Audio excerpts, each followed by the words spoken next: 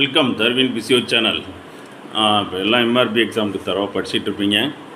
இப்போது நம்ம சேனலோட அடுத்த அப்டேட் என்ன, இப்போது நம்ம எம்பிபிஎஸ் ஃப்ரெண்டுகிட்ட ஃபோன் பண்ணி கேட்டேன். இப்போ எம்பிபிஎஸ்க்கு எழுதுனாங்கள்ல, போன லாஸ்ட்டு 5th எப்படி எக்ஸாம் எழுதுனீங்க சார் அப்படின்னா, கம்ப்யூட்டர் தான் 9 மணிக்கு 9 to 10 ஃபஸ்ட்டு தமிழ் 50க்கு 20 மார்க் எடுத்தாகணும். ஈஸியாக தான் இருக்கான். பட் இருந்தாலும் நம்ம 10th படித்த டென்த்து தமிழ் புக்கு படிச்சிருந்தால் போதுங்கிறாரு. அதில் பேசிக் 20 மார்க்கு நம்ம எல்லாத்துக்கும் தெரியும். நீங்கள் அப்படியே ரீகால் பண்ண வேண்டியதான்.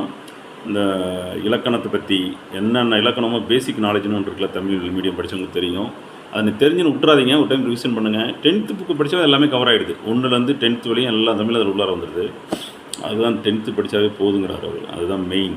20 மார்க் எடுக்கிறது ஈஸியாக பண்ண நம்பிக்கை விட்டுறாதீங்க. நீங்கள் படிக்கணும்னா நம்ம கண்டென்ட்டு கான்டெக்ட்ஸ் எய்ம் பெஸ்ட்டாக பண்ணணும். அதான் கான்டெக்ட்ஸ். கண்டென்ட் தமிழ் ஃபுல்லாக எவ்வளோ முடியுமோ 10th தமிழை படிச்சிருங்க.